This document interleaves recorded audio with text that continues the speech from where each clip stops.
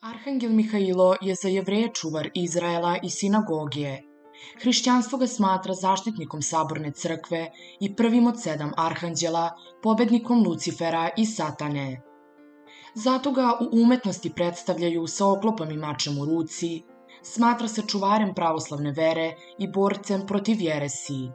On je i zaštitnik loze Nemanjića, spominja se i u Kuranu.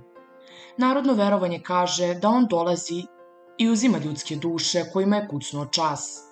Arhangel Mihailo navodno obilazi sve bolesnike i ako tom prilikom stane kod nogu, neće biti dobro, a ako je kod glave, bolesnik će ozdraviti.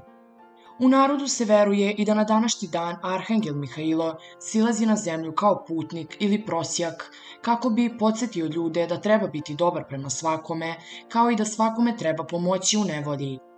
Ovaj anđeo slavi se u jesen, a po narodnom verovanju to je zato što, kad su sveci delili uloge, Arhangel Mihailo dobio je jesenje i zimsko vreme, vreme zime i zimske teškoće.